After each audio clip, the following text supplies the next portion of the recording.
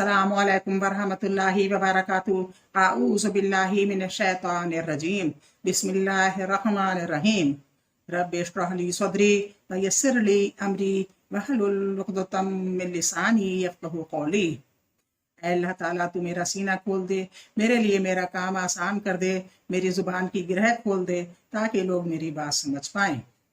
इस्लामी तारीख़ में आज मुसलमानों की हिजरत हबशा की तरफ का जिक्र है। अल्लाहुम्मा सल्ली अला मुहम्मद व अला आलि मुहम्मद। बिस्मिल्लाहिर रहमानिर रहीम। जब कुफ़ार मुशरिकीन ने मुसलमानों को बेहद सताना शुरू किया तो रसूल अल्लाह सल्लल्लाहु अलैहि वसल्लम ने सहाबा किराम रज़ी अल्लाह अन्हुम को इजाज़त दे दी कि जो चाहे अपनी जान और ईमान की हिफाजत के लिए मुल्क हबशा चला जाए। वहाँ का बादशाह किसी पर जुल्म नहीं करता, वो एक अच्छा मुल्क है। इसके बाद सहाबा की एक छोटी सी जमात माह रजब 590 में हबशा रवाना हुई।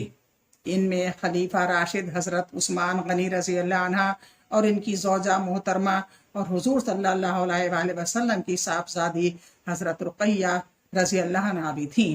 कुफ़ार ने इन लोगों के हिजरत की खबर सुनकर पीछा किया, मगर कुफ़ार के पहुंचने से पहले ही किश्तियां जद्दे की बंदरगाह से निकल चुकी थीं।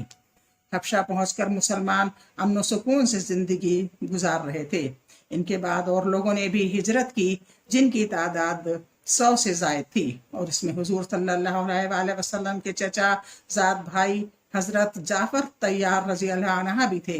इन हजरात ने जो हिजरत की थी वो सिर्फ अपने जिस्म जान ही की हिफाजत के लिए नहीं, बल्कि असलन अपने दीन और ईमान बचाने और इत्मीनान के साथ अल्लाह की इबादत करने के लिए हिजरत की थी।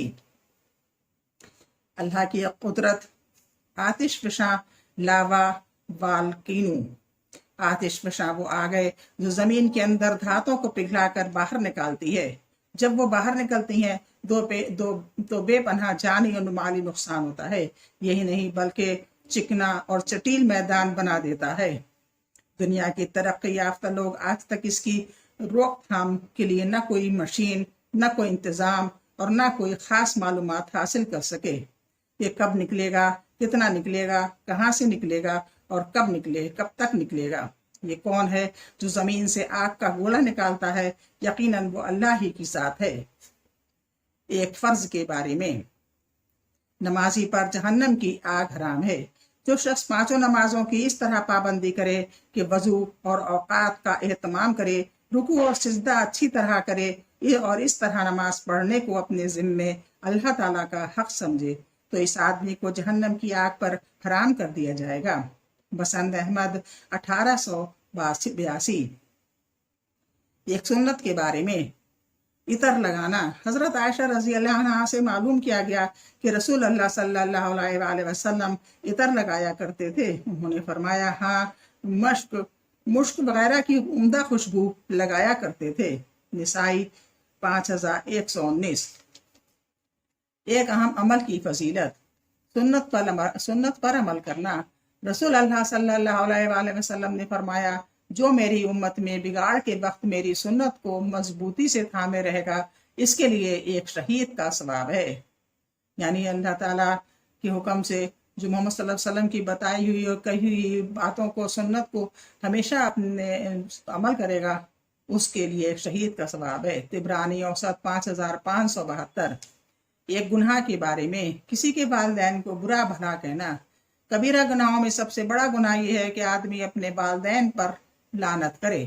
पूछा गया, अल्लाह के रसूल, आदमी अपने वालिदैन पर कैसे लानत करेगा?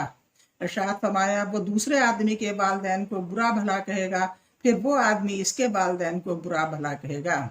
बुखारी 5973। दुनिया के बारे में, दुनिया में लगे रहने का अंजाम। रसूल अल्लाह सल्लल्लाहु अलैहि वसल्लम ने फरमाया, जो शख्स दुनिया की ज़ेब व ज़ीनत को देखकर और अपने अंजाम को सोचे बगैर दुनिया में घुसता है तो वह अपने आप को जहन्नम में डालता है। शोबुल ईमान 10124। आखिरत के बारे में, अहले जन्नत का हाल। कुरान में अल्लाह ताला फरमाता है, जो लोग अपने रब से डरते रहे वो गिरोह के गिरोह होकर जन्नत की तरफ रवाना किए जाएंगे, यहाँ तक कि जब इस जन्नत के पास पहुंचेंगे और इसके दरवाजे पहले से खुले हुए होंगे اور جنت کے محافظ فرشتے ان سے کہیں گے تم پر سلامتی ہو، اچھی طرح مزے میں رہو، جاؤ جنت میں ہمیشہ ہمیشہ کے لیے داخل ہو جاؤ۔ سورہ زمر 73 آیت۔ طب نبی سے علاج، کان بجنے کا علاج۔ رسول اللہ صلی اللہ علیہ وآلہ وسلم نے فرمایا جب تم میں سے کسی کا کان بجے تو مجھے یاد کرے اور مجھ پر درود بھیجے، یعنی کان میں اکثر آواز آتی ہے، آواز آنے لگتی ہے، اس کو کان بجنا کہتے ہیں۔ تو محمد صلی اللہ علیہ وسلم نے فرمایا کہ میرے اوپر درود پڑھے اس ٹائم۔ عمل الیوم لیل ابن سنی 166۔ قرآن کی نصیحت، قرآن میں اللہ تعالیٰ فرماتا ہے اے ایمان والوں جب تم آپس میں خفیہ باتیں کرو تو گناہ، ظلم، زیادتی اور رسول کی نافرمانی کی باتیں نہ کیا کرو، بلکہ بھلائی اور پرہیزگاری کی باتیں کیا کرو، اور اللہ سے ڈرتے رہو جس کے پاس تم سب جمع کیے جاؤ گے۔ سورہ مجادلہ 9، سورہ مجادلہ ہے 9 آیت ہے۔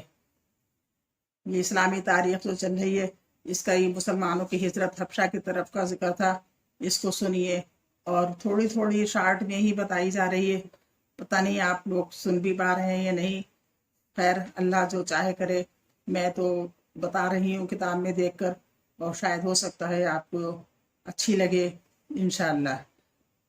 لمبی زیادہ اس مارے نہیں بتاتی کہ آپ کے پاس ٹائم ہی نہیں ہوگا، کسی اور کے پاس بھی اتنا ٹائم نہیں ہوتا کہ وہ 10-15 منٹ کی کر پائے، اس لیے میں نے ٹائم کو بھی گھٹا دیا کہ کم سے کم 6-7 منٹ کی تو آپ لوگ اپنا کام کرتے کے ٹائم ہی سن سکتے ہیں، کیونکہ اس میں تو آڈیو کی ضرورت ہوتی ہے، کوئی ویڈیو کی تو ضرورت ہے نہیں کسی دینی بات کو سننے کے لیے۔ آپ آڈیو اپنے ویسے ہی رکھ کے موبائل سن سکتے ہیں، جو بھی کوئی کام کر رہے ہوں، انشاءاللہ ضرور آپ کو اس سے کچھ فائدہ حاصل ہوگا۔ میرے لیے بھی یہ دعا فرمائے اور اللہ سے دعا کریں کہ اللہ تعالی ہم سب لوگوں کو ہدایت عطا فرمائے، آمین ثم آمین۔